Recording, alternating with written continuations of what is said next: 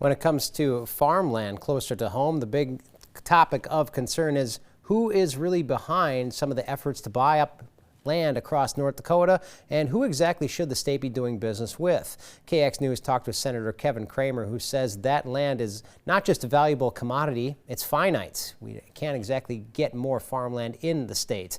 Senator Cramer says many states and countries competing with America when it comes to agriculture. He says no one does it better, cleaner, or better than we can do right here at home.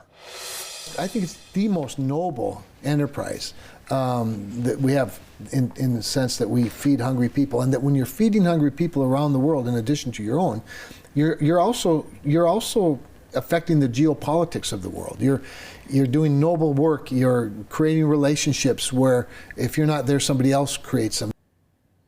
Senator Cramer warns that people in North Dakota should be guarded when it comes to buying and selling farmland. He says selling off too much farmland to foreign entities, regardless of whether that may be China or a different country, diminishes our own ability to have that very important finite tool in the hands of American investors. Food, while we want to use it for good and for geopolitical purposes, first and foremost, it's a very precious commodity, and it's a critical supply chain.